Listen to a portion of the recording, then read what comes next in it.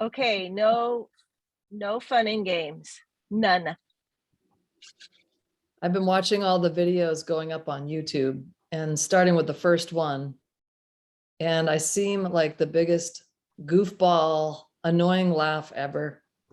Therefore, I'm not going to be funny anymore at the very You're beginning. making amends for it right now. I'm making amends. I'm sorry, you guys, that I sound like I do. Can't help it. I can't help it. It's just a really annoying laugh. Just a physical tick. It's too loud. It's ridiculous. Yeah. All right. How's Please that? keep laughing. Yeah. You guys want the silence? Look at Marcy Orwig and that cute little person next to Marcy. Little cutie. That's great. Let's see. Yep. Here we go. This is how quiet it would be if I didn't say things. Yeah, it really is quiet. Boring. Coming in. Yep. And it is nice and sunny today. Oh, any of you are in Seattle, the mountains are beautiful today. Oh, you see Rainier, right, Julie? I see Adams. I can't see Rainier from, I mean, it's right there, but Yeah, the hill. you're too close. It's always a shock when you can see the mountain from Seattle because it's monstrous. I know, it is monstrous. All of For them. the first time that I saw Mount Hood, when I was driving up, I was alone in my car, moving to Portland, Oregon, driving along the Columbia River. And all of a sudden I was like, oh yeah, look at this river. This is amazing. And then a little red airplane, like a biplane, seaplane starts flying down. I was like, wow, that's beautiful. Yeah. Then a train started going. Then it was like, Mount Hood. And you screamed, right? I did. I was alone screaming in my car, going, this is where I'm moving to. I'd never been there. Yes, yes. Such a beautiful area. We're so lucky out here. Love it. It's just a little cold today. A little chilly. Yeah, it was 13 degrees when I woke up. Oh my God. Oh my God. Okay, you win. You win. We were at 28. It was toasty. We're all right. Amy, see. It looks like we got tons of people. You sure? I think we're good. Here. Okay. So, okay, here's my question. Is the dance collective ready? Where's Suzanne? Like it. Oh, Where's no, Suzanne? Here today. Oh, look at Lisa Check though. Lisa. Okay, good. We've got some new. And the Marcy, backup can you guys get up and dance? Maybe. I mean, yeah. Get your energy out. The two of you. Let's see. All That's right. good. All right. Yeah. Backup singers. Good. Backup singers. Entourage. All right. And the rhythm section. Make sure I share the sound right this time so I don't have to go back. All right. Count us in, Amy. Okay. Okay. We got ourselves.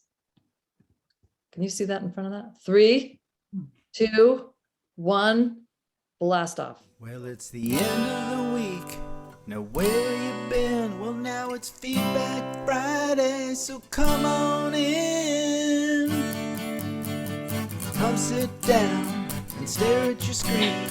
We got a presenter that you never seen. We're Feedback Friday, we're on the loose. We'll be the train, you be the caboose. It's Feedback Friday with Kathy and Amy. Mashed potatoes and the gravy. It's Feedback Friday all day long. Feedback, feedback, Feedback Friday.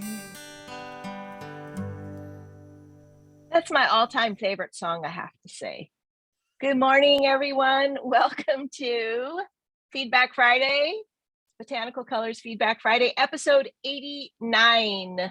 We are now senior citizens, 89 episodes. I hope we're doing something really great for the 90th because that's a biggie. And Just wanted to intro myself. I'm Kathy Hott-Torrey, president of Botanical Colors, and joining me is Amy Dufault on Cape Cod, where it was snowing, but maybe it's not. And this is our weekly show where we talk with artists, scholars, activists, growers, historians, anybody who's interested in what we're interested, which is natural colors and art and making the earth feel better as opposed to making it feel worse.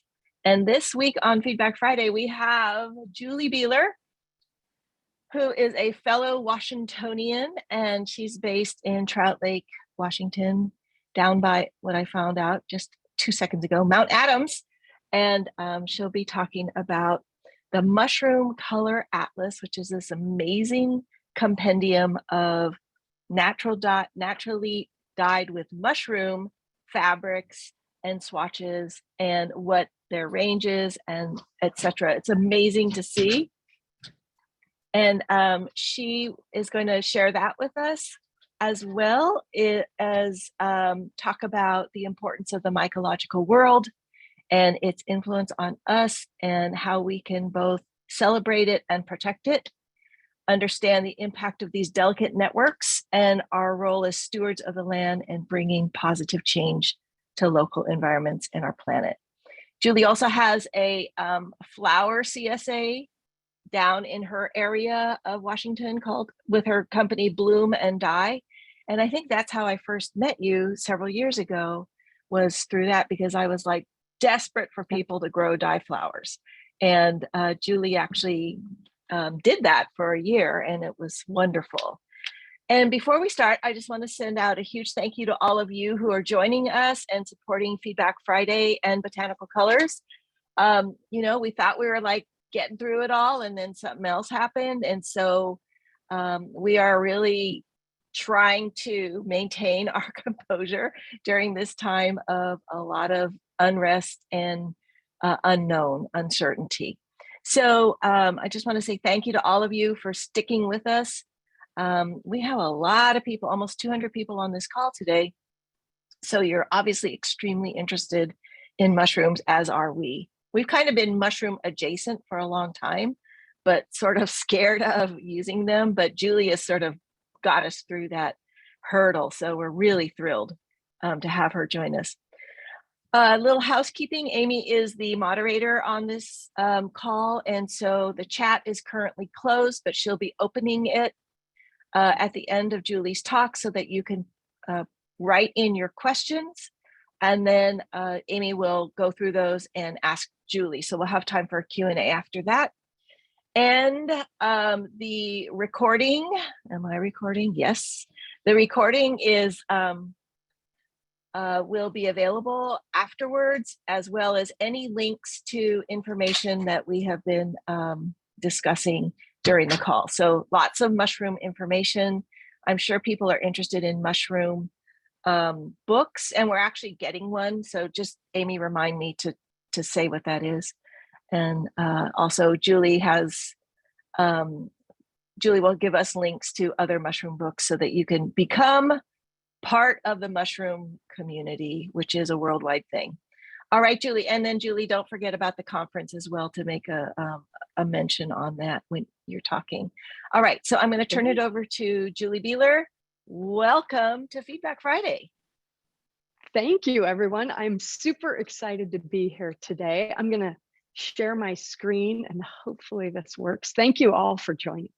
Excited to talk with you about mushrooms. I thought I would start us off with a quote from Ursula Le Guin, who I was really lucky to have live in my neighborhood in Portland. And I love this idea to use the world well, to be able to stop wasting it and our time in it. We need to relearn our being in it. And I think that couldn't be more important as we face the various crises and challenges in front of us, and as we connect with nature and we start to learn and understand our relationship to the natural world, the importance of the mycological kingdom, and all of the relationships that are there, and our impact on those networks and that communication within that forest or any kind of natural environment as we become better land stewards and can bring a positive impact to our local environment as well as the greater planet. So I thought that would start us off. And then real quickly, I'll talk a little bit about my mushroom dye journey. I grew up in the Pacific Northwest and was really lucky to get to hike in the mountains of the Cascades my whole life. And I've been fascinated and curious about mushrooms ever since, seeing these really interesting, what I thought were plants growing on the forest floor. And I always wanted to take the time to learn more and study and be able to identify mushrooms. And it wasn't until I was on a trip with my husband in the Tetons in mid-September. This is a photo of me. The mushrooms were fruiting in a magical way. I felt I was being led down the yellow brick road. And I thought, that's it. When I get home, I am going to sign up for the Oregon Mycological Society and the classes and become a student of the fungi kingdom. And while that was happening, I was starting to collect things, bring them back into my studio, start to organize them, categorize them by type, and learn them. And I was also on a textile journey. I grew up with a grandmother who had a fabric and yarn shop, and I was always crafting and quilting. And I wanted to find a way to elevate that work and bring in the natural world. I knew about natural dyes. And the first thing I did after I signed up for the Mycological Society is I put in a Google search, do mushrooms make color? And lo and behold, I came across an incredible wealth of resources from Miriam Rice, which I'll talk about in a moment. But I was studying natural dyes. I became part of a study group at the Oregon College of Art and Craft where I taught. The study group was led by my mentor, Julie Fitzhugh, and we were studying all things natural dye, and I was bringing in all the mushroom dyes. So that's kind of how my worlds came together. I do have a former career in interactive media. My husband and I started an interactive design studio, and we were really dedicated to educating, entertaining, and inspiring through storytelling innovation.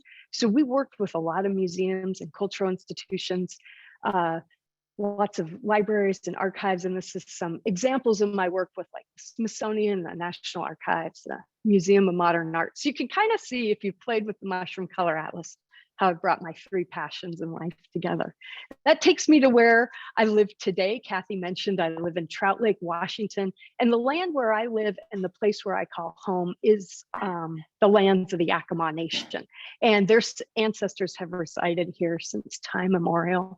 I have a national forest in my backyard there that I can go forage in.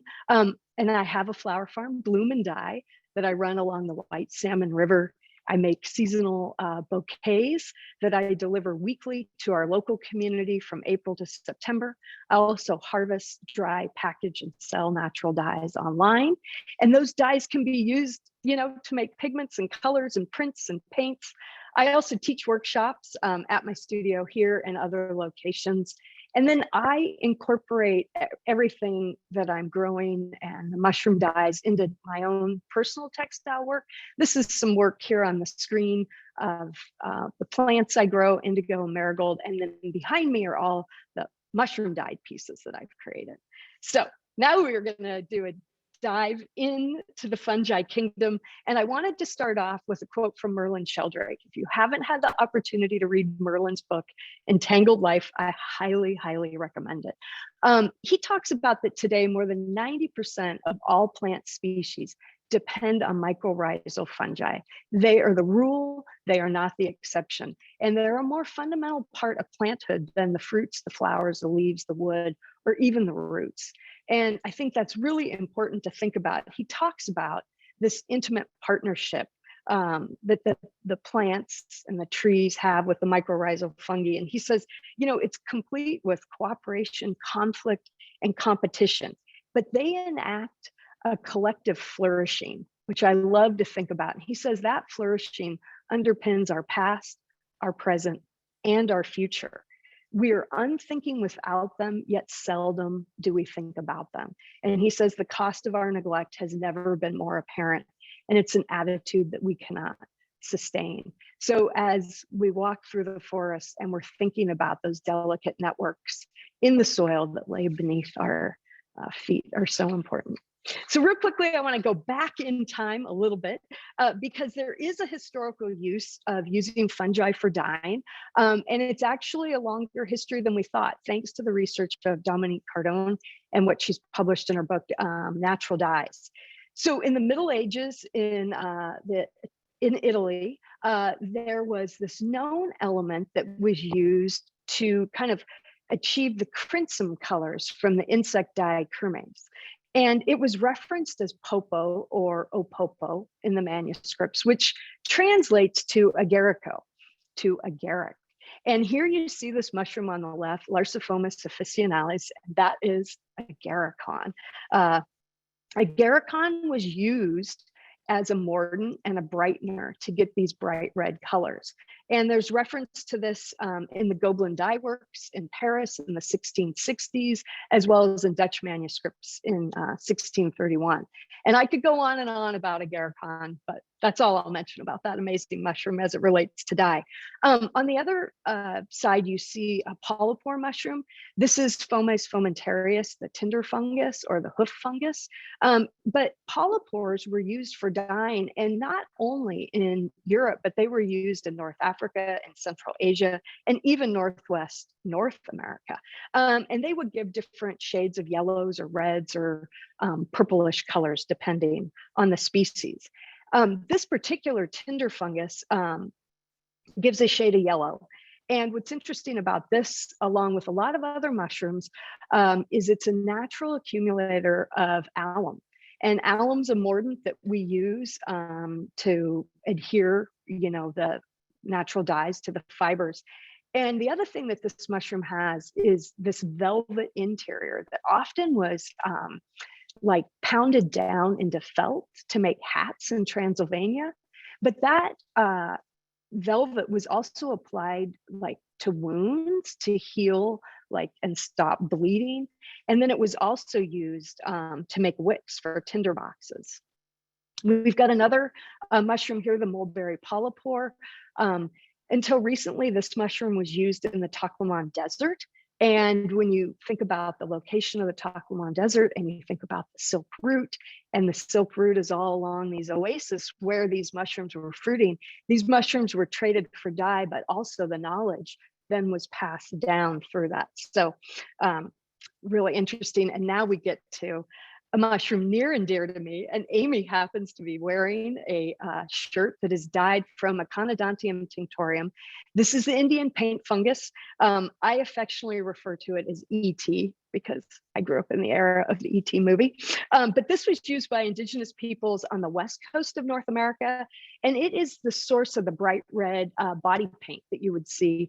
And that body paint wasn't always just for aesthetic or symbolic purposes. It actually had medicinal. It kept the skin from getting burned. It would ward off insect, mosquito bites, and it would also reduce sun glare so the chances of snow blindness were less. And when you dye with this mushroom, you can get a range of kind of yellowy, orangish, pinkish, purplish colors, depending. And one thing people do often ask a lot about are lichens. And there is a long history and use of lichens as dyes. They're not included in the Mushroom Color Atlas. Lichens are not a fungi. They are in the fungi kingdom, but as I love to say, a lichen is a fungi and an algae that took a liken to each other, which I know is kind of goofy, but it always makes me smile when I think about that. And so I have dyed with lichens, and there are lots of people out there with expertise in lichen dyeing. So I'm going to advance. This is Miriam Rice. This is who I discovered when I did my Google search. Miriam, in 1968, was teaching young kids about natural dyes at the Mendocino Arts Center, and some friends in her community asked her to go on a foray for mushrooms, and it kind of piqued her interest. And she found these bright yellow sulfur tough mushrooms, and she famously took a clump, put them in a pot, and voila, we have a lemony yellow. And that kind of brought back and revitalized mushrooms for dyeing. She continued to do a lot of research and study into the 70s, and she published a book, Mushrooms for Color, which is hard to come by. It's out of print. But the book that I found was the one, Mushrooms for Dyes, Pigment, dyes, paper, pigments, and mycosticks. And this book had just recently been republished by Paul Stament's company, Fungi Perfecti. I immediately got the book and I went to town cooking up mushrooms, having a good old time in my kitchen. My husband came home from work and thought, what is the smell in this house? I don't think it's ever going to escape. I think it's permeated the walls. I made all the mistakes. Mushrooms can be smelly to work with, so work in ventilation, and obviously never do anything with natural dyes in the pots that you're going to cook with. About a year later, I found this book, a fantastic book, The Rainbow Beneath My Feet, a mushroom dyer's field guide by Arlene and Alan Bassetti. And between those, I was kind of off and running. Miriam founded the International Mushroom Dye Institute to continue the research and study of this, and started a symposium, the International Fungi and Fiber Symposium, that started in the 80s, and they meet worldwide every few years. And we're lucky it's going to be in Washington State come this fall. And IMDI is running today. Felicia Rice, Miriam's daughter, who you see in this picture, continues to run that nonprofit. So I'm going to do a quick demo of the Mushroom Color Atlas, which you can get to at mushroomcoloratlas.com. I am going to stop my screen share, and I'm going to go and share a different screen. Hopefully this all works. I've asked Amy and Kathy to let me know if it doesn't, but this is the Mushroom Color Atlas. And as you begin, you can go through this atlas, you can adjust the swatches, sizes, and as you move over the images, you can see, or sorry, move over the colors, you can see it will identify the different mushrooms. So you can search based on your color of interest. And from there, sorry, I'm trying to get this thing out of my way. Too many things on my screen. You can click a mushroom. This is Hydnellum regium. You can zoom in on the illustrations that were created. It looks like something there. Sorry, a little hiccup on my internet. You can look at all the fibers, different types of fibers and mordants. And you can also then zoom in and look at the color palettes themselves. You can go up and click a different mushroom here. This is the Cortinarius neosanguinus. The reason I'm showing this mushroom is because in a lot of cases I did multiple dye studies. So you can see the colorways from the exact same mushroom, and this was achieved by shifting the pH. If we go back to the color swatches, you can filter the color swatches if you're interested. So if you want to see all the colors that guild mushrooms create, it'll narrow that down. Or if you want to just see, say, the fabric dyes versus the pigments, you can look at that. And you can also go through the About section, has all kinds of resources and references and links to different organizations and groups. The process goes into detail about the process I followed, so you guys can all do this at home. And the index is a great place to start if you are beginning, like a beginner to mushrooms, and you don't know a lot about them. Mushrooms are organized by type. And if you can start to learn the type of the mushroom, then you can start to narrow that down. So I'm going to stop that, do a little magic, go back. I hope it goes back. Okay, we'll launch this. I'm going to expand that maybe. There we go. Okay, so it will hopefully advance. Okay, good. Hopefully everyone's seen. This is a little bit about the design process of the Mushroom Color Atlas. As I was working on it and conceiving of the content and the experience, I was creating these black and white wireframes. And while I was working on that, my husband, who was working on the visual design, he offered up to design it. He was looking at typography and layout.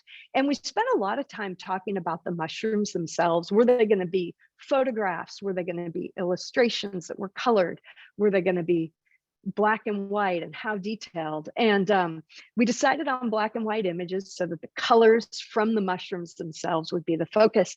And I went out onto the internet and Instagram and looked up lots of different artists that were illustrating mushrooms. I came across Yui Gates, who is in the UK, and she was a healthcare worker. And I started this in March of 2021. So she had been through COVID, working really long stints. And she said, I couldn't think of anything more amazing to do on my few days off than to relax and draw mushrooms. So this is the print I found, the Yuli's edible mushrooms there on the left. And then these are the dye mushrooms on the right. So here we have a mushroom, and this image is from my friend Rachel Zoller, and this mushroom looks like what we think of a mushroom, right? It's got this cap, it's got little gills, it's got a stem or a stalk. Some of them have a ring or a skirt around them. They're coming up out of a vulva or a sac, and they all have mycelium. Mycelium are the roots of the fungi, and that is what creates that network and communication. And that lives below the soil. And that's when we think about tending the soil and that habitat and environment, and having, our impact on that and the significance that it has. So that is a classic kind of what we think of as a mushroom. Now, when you look at all the dye mushrooms here that Yuli's illustrated, there's only a couple that look like that. And mushrooms can be very different and unique. And so I'm going to talk about the types of mushrooms. One type of mushroom is a bolete. A bolete, this is a spring king bolete, also known as a porcini, a wonderful edible. But when you find a big whopper like the one in this picture, you probably don't want to eat it because it might be filled with worms. But that little bud on the other side is a perfect edible. And it's not actually great for dyeing, because this detailed image shows kind of the pores of the bolete. This is where the color is that we get. There's nothing in the stalk or the stipe itself. It's all in the cap. And if it's young, that cap isn't developed. And so there isn't much color. So when people freak out that I'm, dyeing with porcinis, trust me, they're porcinis no one wants to eat.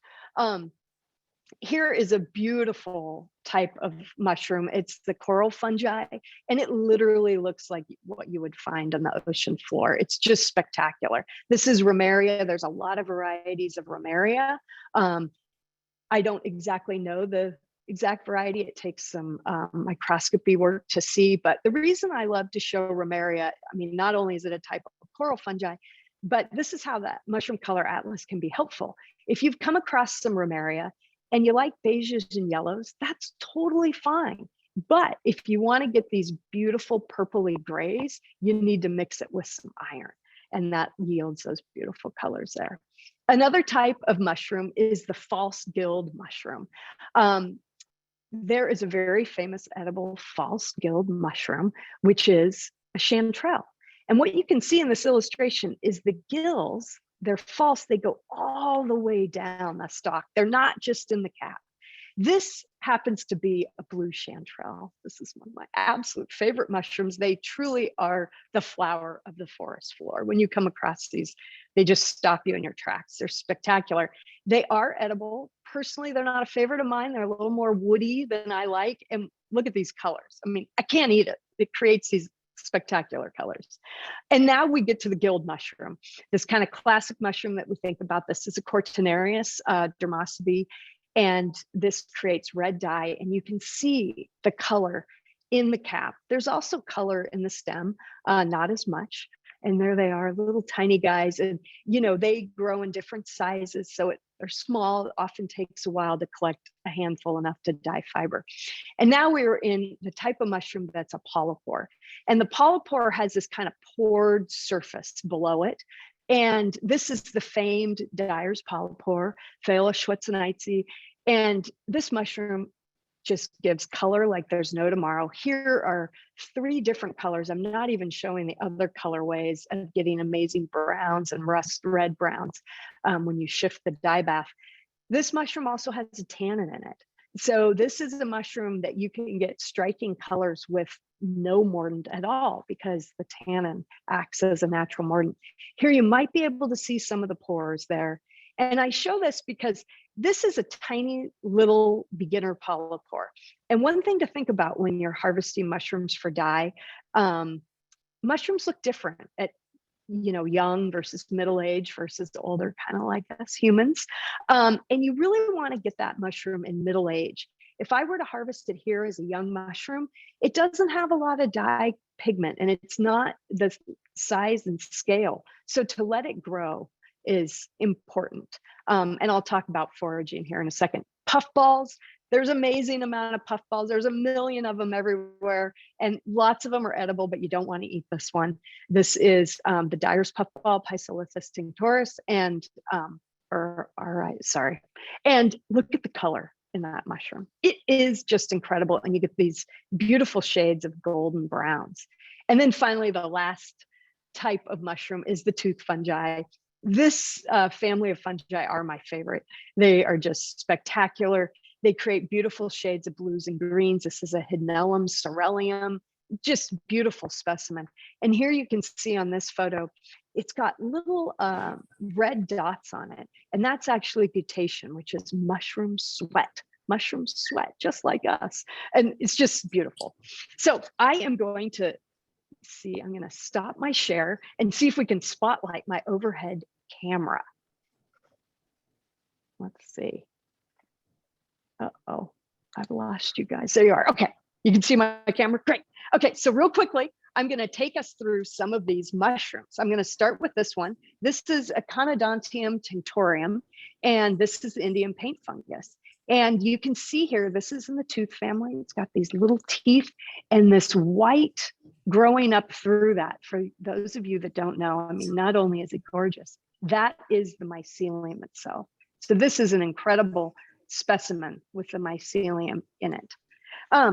It creates these range of colors here, and then here is the pigment that it creates. So you can see that red, that well-known red fungus.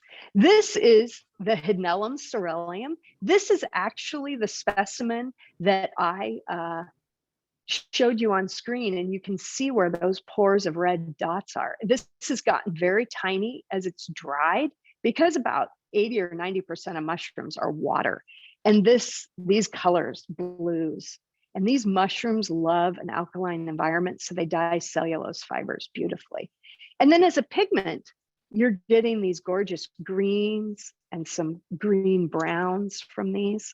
So they're awesome. Here is the Pysolithus. I forgot to tell you some fun names related to Pysolithus. This is also known as dog turd mushroom or dead man's foot, but you can see the color in there. And this mushroom, these colors are just, the richness and depth of them are just beautiful here.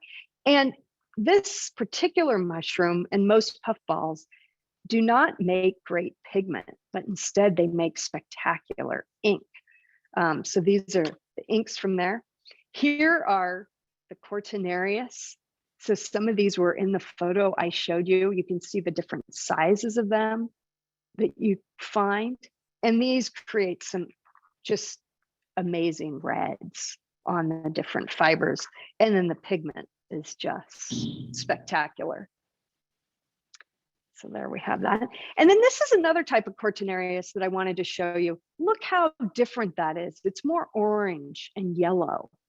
And this is broken off, but you can see that. And then here's the range of colors from that Cortinarius, how different they are. So within one species, the different varieties are significant. And then the pigment from here. So getting these ranges. And what's interesting is when it lakes, it actually pulls the red out more than the orange. So this is another tooth fungi. This was one of my favorites, the Hydnellum regium. I don't know if you can see underneath there, but it's got these little cute teeth that go through. And these colors, they are after my heart. They are just gorgeous. Dark blues and greens on all the different fibers. And the pigment is spectacular here. And then another tooth fungi, because I love them so much and they're plentiful in my region. And in fact, Amy has a whole bag of these. These are Hydnellum suaveolens. And you can see this cluster here where there's some small ones that were growing up with this larger one. And this was a significant size when I collected it. And as it's dehydrated, but look at that color in there. So you can see the color in the mushroom. And then you look at the swatches and colors that it creates. And then again, the pigments, this range of pigments are just beautiful. And here's a mushroom that I didn't talk about, but this is the Hypomyces lactifolium, also known as a lobster mushroom. This is a super tiny one. And you can see this is the red on the outside of that mushroom, and it's white on the inside. And it's the red that actually creates the color, which happens to be a parasite that has adhered to a Russula. And here are the range of colors and the range of pigments that you can get from that beautiful mushroom. And then last but not least, we've got the Dyer's polypore. This was harvested at a great point in its life where it still has kind of the whitish and yellow around it. So you can see all the color that's in that mushroom there. And here's some swatches, just the yellows, oranges, and greens. And then it's just a beautiful pigment itself. So that's an example of some of the mushrooms, and we can unspotlight that. And I'll go back to my screen share and we'll just finish things up talking about the mushrooms themselves. I wanted to start this section off with a quote from Jonathan Reiki. He's the director of Somerset House. And I came upon this quote after completing the mushroom color atlas. Oops, I haven't made it full screen, sorry. There, hopefully it's full screen. He talks about that mushrooms may be rooted in history, but our interaction with them is all about channeling human creativity in new and unexpected ways. And that is one of my hopes, is that people get inspired through the Mushroom Color Atlas. They begin to think about the natural world differently. They become a better steward of the land and the environment, and they start to understand those intimate relationships. And if you come through that through creativity or color or design or new product development, whatever it may be, I think that's really interesting. So let's talk about the mushrooms. When you're foraging for mushrooms, I have some very specific points of view about foraging, and those are unique to me. It's my philosophy. And so I'm not here to say that someone does something right or wrong, but rather when you are foraging, you really need to be ethical in how you go about foraging. You need to, first of all, make sure that you have the proper permits, that you are on land where you can actually collect, that you understand the limit of what you can collect, that you're not trespassing, you're not collecting in parks and preserves and conservations where this is not allowed. So you want to be very, very thoughtful. And then when you're actually foraging for these mushrooms, you really want to think critically about that habitat and that environment where you are, and you want to tread lightly. I never take all the mushrooms that I see because all the different types of mushrooms I showed you, and we talked about the differences between the types, those are all mechanisms for spore dispersal. And spores are like the seeds. And as the spores disperse, they interact with the mycelium and they'll fruit. Now, it is true that the mycelium is there, it is in the soil, and those mushrooms will come back. But I like to think that if you leave a few behind, it just helps with the greater good. When we think about foraging for mushrooms, you can think about that the mushroom itself is the apple on the tree. And so you can go to that tree and take every apple and it's perfectly fine. The mycelium is like the tree itself. You would never chop down the tree, you would never cut a limb, that sort of thing. So when you're deciding how you're going to unearth that mushroom, you want to think about if you should pull it up or possibly cut it. Big controversy in the mycological world, is cutting or plucking better. The verdict is it basically is the same. It has no impact. But I look at each unique situation when I'm taking some of those tooth fungi that are big. And if I'm going to pull up just this huge clump of dirt with it, I'm going to go in and I'm going to gently cut around it. But if I'm plucking a little Cortinarius, tiny little guy, I could just pull it right out. It's not disturbing the soil much at all. So it's really up to you and how you feel is best practices for what you want to do. Now, a lot of people get anxious around mushrooms because there are mushrooms that can kill you. However, you are not going to die from touching any mushroom. So not that I encourage you to go touch a death cap, but if you accidentally do, you're not going to die. You don't want to ingest that death cap. If you touch it, you don't want to go licking your fingers. You want to, get your hands clean. And so when you're working with dye mushrooms, you can work with them just like any other natural dye. I do tend to grind my mushrooms. That's something that is unique to me. Not everyone grinds their mushrooms. I do it because I really want to get as much surface exposure as possible. But you can cut them up and so forth. But when I'm grinding mushrooms, just like when I'm working to make an indigo vat, I'm always wearing a mask. Wore masks well before COVID. So that's just an extra precaution when you're working with mushrooms and so forth. And absolutely do not eat any mushroom unless you know exactly what it is. But definitely don't be concerned about them being poisonous to you. So for the mushrooms, you can work with mushrooms fresh that you find. You can bring them back and put them in a pot and cook them up, and they're amazing. I work with my mushrooms dried. And the reason I work with them dried is because when the mushrooms are fruiting, I want to be out in the forest, taking it all in. And I like to dye at other times of year. So I dehydrate mine, and I do recommend dehydrating them because that will get any of the bugs and little wormy things out. You can also freeze mushrooms and work with frozen mushrooms.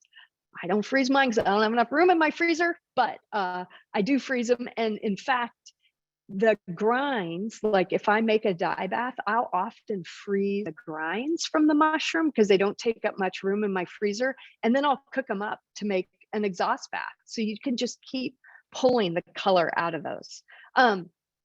So that's about the mushrooms. I was working with natural fibers, silk, linen, and wool. And I was scouring those fibers, and best practices to get them prepared for the dye pot. And then I was working with a variety of mordants to get a range of colors. So for the cellulose-based fibers, I was doing a tannin bath and aluminum acetate and titanium oxalate. And so I was just using different things, and the Mushroom Color Atlas explains all that and the mordants and stuff to use. And then when I was actually dyeing with the mushrooms, I was working with these like, what are they? 2 liter jars, because I'm making small batch swatches that are just 3 inches and they're 3 by 3 squares. So I was able to then dye a handful at once, kind of treating them like a canning bath. When we think about color, there's lots of ways to get color from mushrooms, just like natural dyes. You can do them as a dye. So in this case, what you're seeing here is an immersion dye that's, it's completely soluble in water. It's kind of like steeping a tea, but you've got to mordant the fiber so it'll bind. The other thing I did is I made pigments, and I'll walk through that laking process. And I laked these dye baths and made the pigment, which is insoluble. And then that pigment could be transformed into paints. And then I also took the dye baths for certain mushrooms that wouldn't lake well, and I made inks. So inks are just concentrated dye baths, and then you use a binder to adhere to your surfaces. So those are the different ways that I worked with the mushrooms to get the color. With my mushrooms, I would put them into different baths, and some mushrooms like heat and some don't. And it's unique, just like all of the natural dyes that we work with. I tend to be really particular about my temperature. I have kind of 3 things I'm particular about: grinding my mushrooms, temperature, and pH. I have never taken big risks with my mushrooms and just boiled them. They are just too precious to me, and I'm always worried about zapping the color.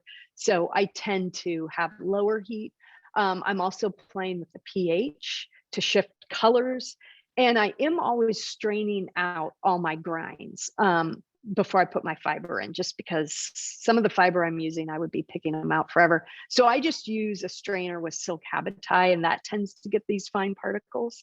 But that's the basic dye process. And then the laking process, that's taking that soluble dye bath and making it insoluble by adding minerals. So adding alum to kind of capture that color, and then an alkali to build up those, modular components of the chemicals to create that pigment. So I took everything through that process. And then once you have that pigment, you can use it on any kind of surface you want, paper, fabric, canvas, and you can incorporate really any type of binder. For the mushroom color atlas, I used watercolor. It was the easiest thing to do. So I used gum arabic, but you can use gum tragacanth, you can use soy, you can use egg to make tempera, you could use milk for casein, or resin for oils. It just depends on what's interesting to you. And I always store my pigment, my paint and stuff in airtight containers, and I put a little antimicrobial in there, like clove or clove essence, and keep them airtight, and they keep, so that way if I'm mixing like a large batch, I have it for longer periods of time. And oops, I'd forgotten to advance, I already talked about the paint, but here's some images of the paints and the pigments.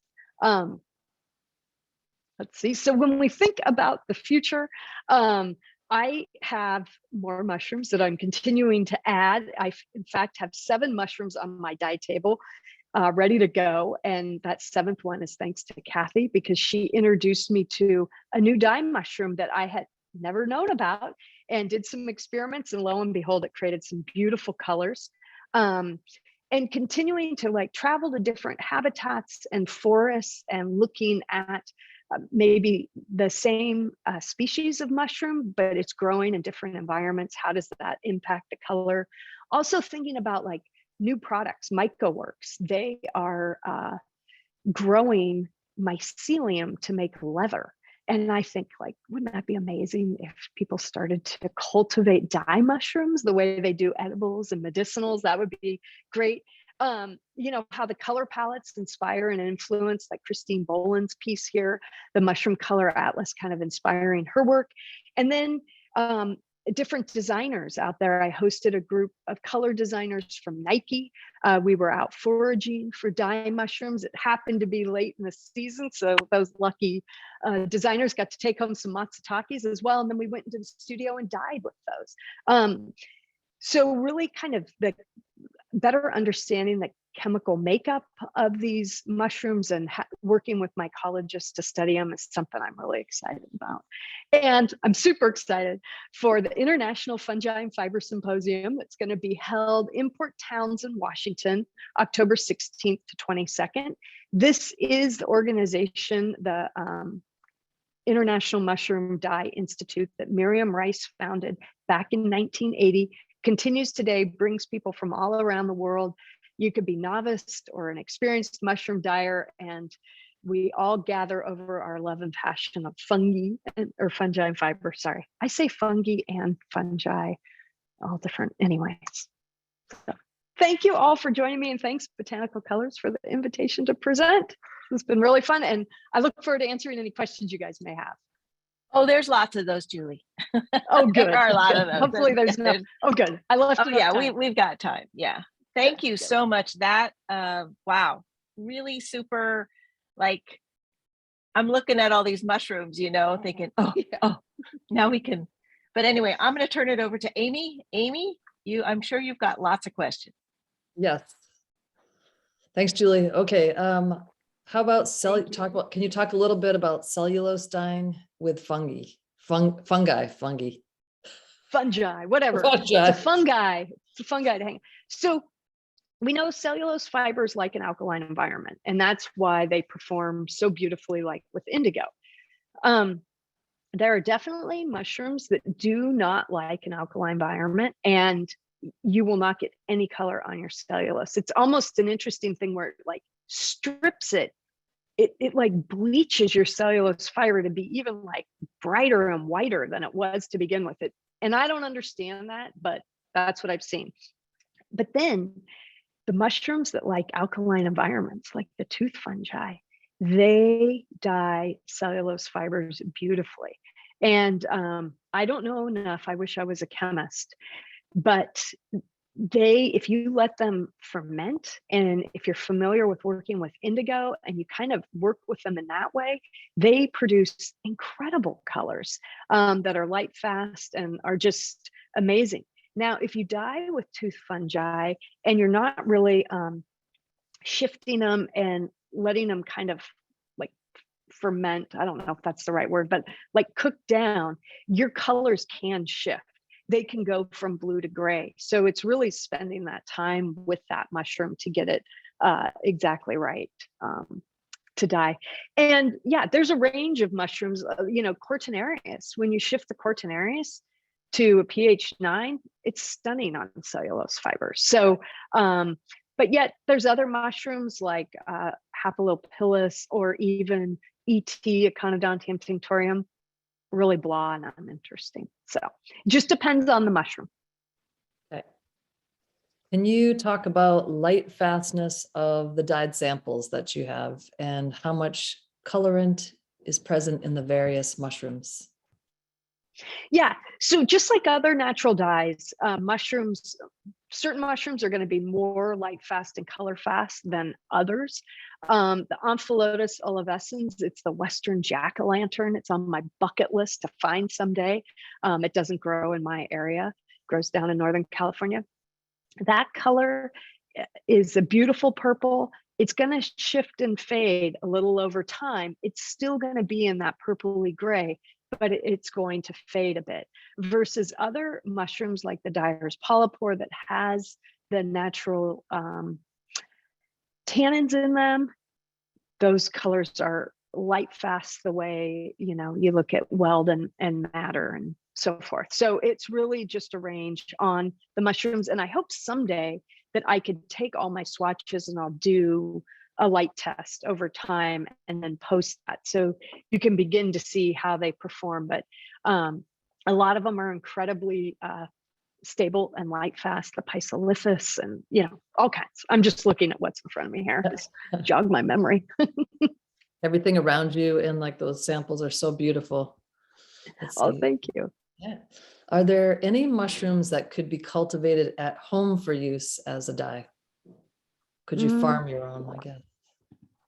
That's my dream. I'm not aware of it, but that doesn't mean it couldn't be done.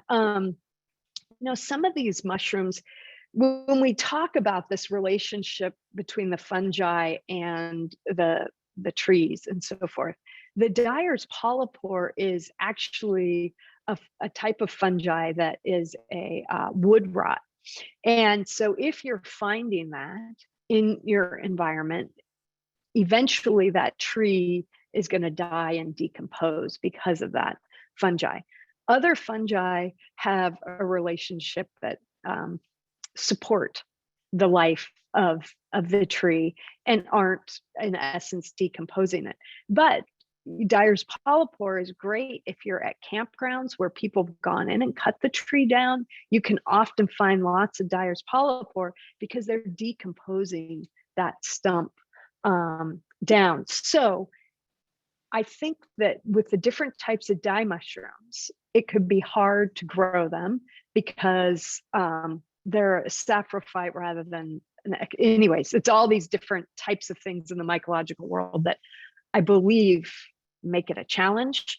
I also think that there just isn't an interest at the scale. A company like MycoWorks and all their amazing advancements with mycelium, they would be an incredible company to see, like, is this possible at scale to grow and cultivate them? But be incredible too if people were growing them at home to be their supply chain. Yeah. That'd be cool. Yeah. No, it would be amazing. And to me, we become that's the future. suppliers for the brands. That's crazy thought. Right. Creative, innovative ways to think about mushrooms. They've been edibles and medicinals ever since, time immemorial, but now we're manufacturing them and growing them at scale for, our global economy that we live in. So. Yep. Okay. What can we do with turkey tails? Turkey tails. So triomestes, those are definitely dye mushrooms. The one that produces the best dye is versicolor. It's the one that is more blue and gray than it is more like brown and yellow. That mushroom does not grow in my area. So that is another mushroom that I'm hoping as I go to different locations, I can find them and add them to the mushroom color atlas. But yes, they are. And in fact, in Miriam's book and Arlene's book, they talk about how to treat that mushroom. But yeah, it's in the polypore family and it happens to be a dyer. And what's unique is, within that species of mushroom, then it's very specific varieties that have the chemical compounds for dye versus something that looks exactly the same, but the coloration of it's slightly different. It's a completely different variety. It's its own variety and it doesn't have color in it. So, and that's part of the fun of experimenting and working with mushrooms to see what kind of chemical compounds are in there. And I'd love to work with a mycologist or a chemist who can help kind of unlock those secrets. That'd be exciting. Okay, let's see. Okay, used while fresh or used after dried or somewhere in between? Yes, you can use your mushrooms in any state. One thing I forgot to talk about, so I'm glad this question was asked, was the when we're natural dyeing, we're often thinking about the weight of the goods versus the weight of the fiber, right? And we get that ratio, the 1-to-1 ratio, and that's kind of the rule of thumb. When you're working with fresh mushrooms, keep in mind that mushroom is big and full of lots of water.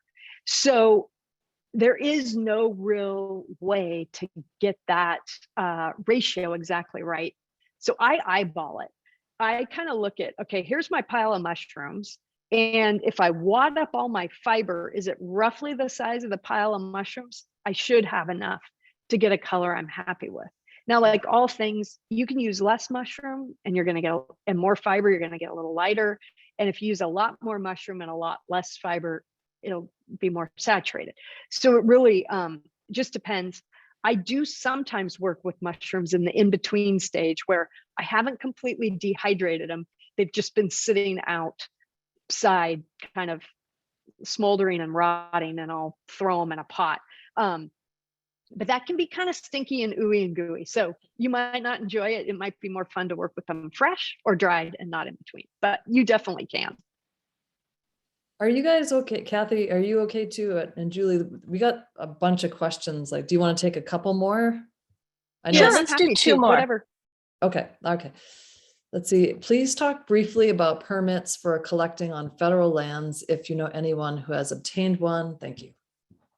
Yes. So to get a permit for any of in the US, the US National Forest System, you go online and you find your actual forest that you want to go to, and you can get your permit online. They are free because you're not commercially selling these. Now, if you were commercially selling them, you have to get a commercial permit. And so you need a permit to remove forest products from US Forest Service land. So that's where you need to have the permit. It limits how many times you can go out, and it limits how much you can acquire. So you definitely want to look for that, and they're free and you get them online now. It used to be you had to go to your ranger station, but thanks to COVID, you can do it all online now. This is a good one. Do you use the tinder fungus for dyeing, or is it just a source for alum? I have never worked with that mushroom. It does yield the yellow ranges, and I haven't dyed with it. So you could definitely dye it for color and see what you get. I wouldn't use it as mordant because my fiber will kind of shift color to more yellow. But if that's what you want to start as a nice base, as an over dye, it would probably be amazing. But that's on my list to add and do those tests. But I think as it stands alone, it's probably not the most amazing yellow you've ever gotten, but it's probably great for over dyeing. Yeah. Okay. Is there a good reference for mushrooms for dyeing in the Northeast? I know I've got a ton of links and I've been plopping them in the chat, and I will have them in the video, but there's nothing there for the Northeast. I know that. Yeah, so what I recommend is that people look up their local mycological society, join that mycological society, support those organizations. They don't cost much to join, and through that, you'll just meet an amazing network of people. I was lucky at OMS. There was a subgroup of people into mushroom dyes, and so we could all gather and so forth. So that is a great starting point. And at the Mycological Society, you can learn which field guides are best for your area. There are a plethora of field guides out there for mushrooms, at the North American level, the European, and you can get those. But if you're really curious about your local habitat, you want to find one that's kind of restricted down, like specifically to the Northeast, or maybe to a certain range within the Northeast. It could be certain mountain range, whatever it may be. So I think the Mycological Society is the best starting point, and then go from there. I know for us, Michael Bug just published an amazing book called Mushrooms of Cascadia, which I highly recommend. And it is perfect for the beginner, the novice getting into mushrooms. So if you live in the Pacific Northwest, it's great. Also, there's a book, Mushrooms of the Redwood Coast, that's fabulous if you're in these coastal areas on the West Coast, by Noah Siegel. I really recommend that field guide too. Okay. I just put I think that's like great to end on that. And I also just put your symposium link back in there and saying, can we all just meet at the symposium and talk more? Absolutely. We're going to be there. Great. Yeah. Well, thank you everyone for joining. This has been so much fun to talk with you about mushroom dyes and get you thinking about the mycological kingdom. So thank you. Thanks so much, Julie. Wow, another kingdom to be introduced to. I This is know. incredible. Yes, it's another rabbit hole to go down. Absolutely. Yeah. Julie, thank you again. I cannot express how beautiful the colors are, and the presentation, and the Mushroom Color Atlas is such a resource for us. And congratulations. It's really, really lovely. Thank you. Really well, I hope it inspires a lot of people to go down that rabbit hole. So thank you. We'll have all those links and everything else of all things mushroom for you in the Botanical Colors Feedback Friday post. And let me just remind you that we do have some mushrooms for sale.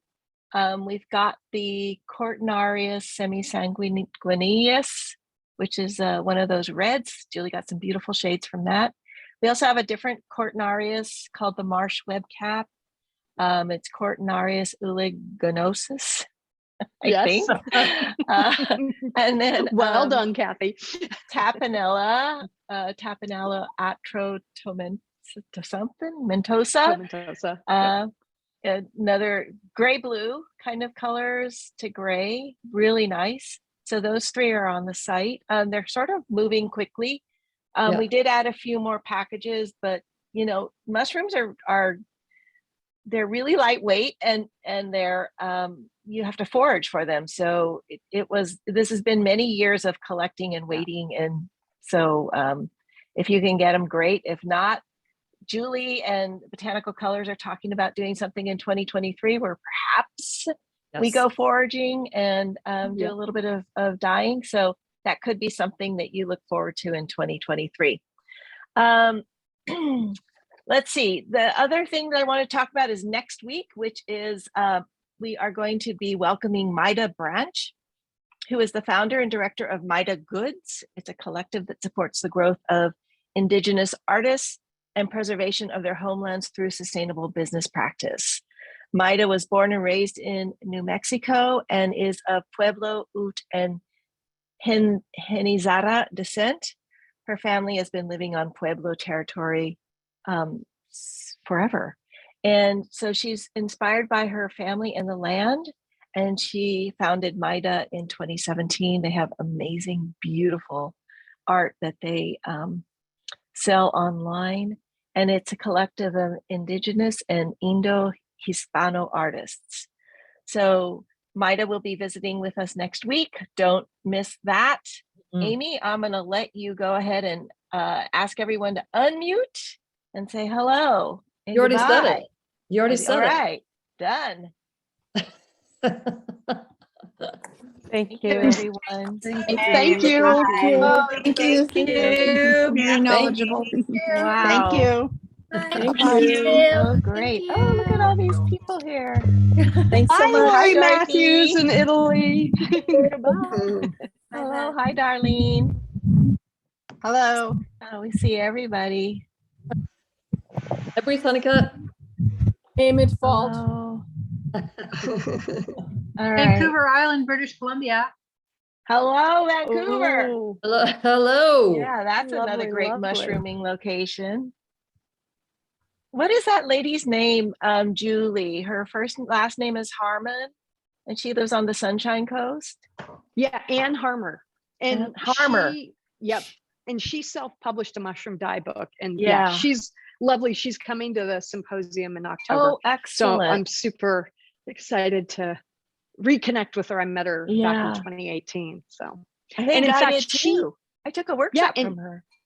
she hosted the IFFS in Vancouver on the Sunshine Coast, I think in 2016 or 2014. I can't remember. Uh-huh. Yeah. Great. Thank you. Oh, good. Ann Harmer. Bye. Well, thanks, you Wonderful. guys.